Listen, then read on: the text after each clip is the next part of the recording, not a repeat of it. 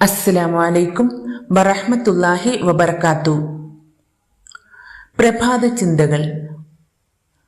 ഒരിക്കൽ Abraham Lincoln പൊതുവേദിയിൽ പ്രസംഗിക്കുകയായിരുന്നു.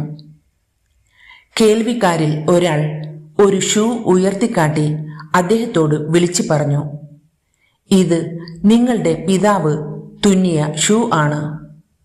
അദ്ദേഹം ഇപ്പോഴും ജീവിച്ചിരിപ്പുണ്ടോ?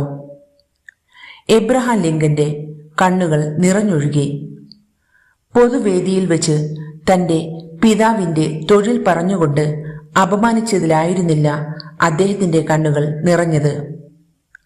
വികാരഭരിതനായി അടുത്ത നിമിഷം അദ്ദേഹം പറഞ്ഞു, സ്നേഹിത, എന്റെ പിതാവ് തികഞ്ഞ ആത്മാർത്ഥതയും അർപ്പണബോധവുമുള്ള ഒരു ചെരുപ്പുകുത്തിയായിരുന്നു.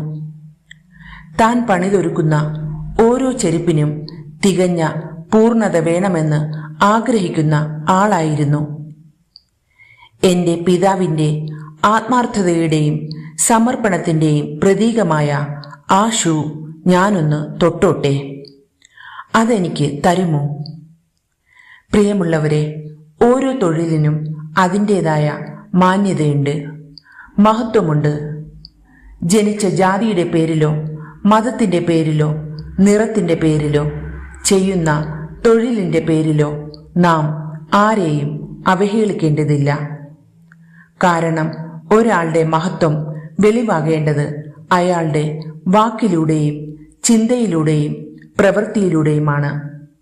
അതായിരിക്കണം നമ്മുടെയൊക്കെ മാന്യതയുടെയും മഹത്വത്തിന്റെയും ഒക്കെ അളവുകോൽ.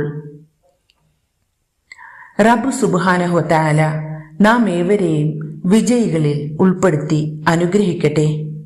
ലോകത്താകമാനം സമാധാന അന്തരീക്ഷം നിലനിർത്തി അനുഗ്രഹിക്കട്ടെ. ആമീൻ യാ റബ്ബൽ ആലമീൻ. ഏവർക്കും ശുഭദിനത്തിനായി പ്രാർത്ഥിച്ചുകൊണ്ട് നിർത്തുന്നു. അസ്സലാമു അലൈക്കും വറഹ്മത്തുള്ളാഹി വബറകാത്തു.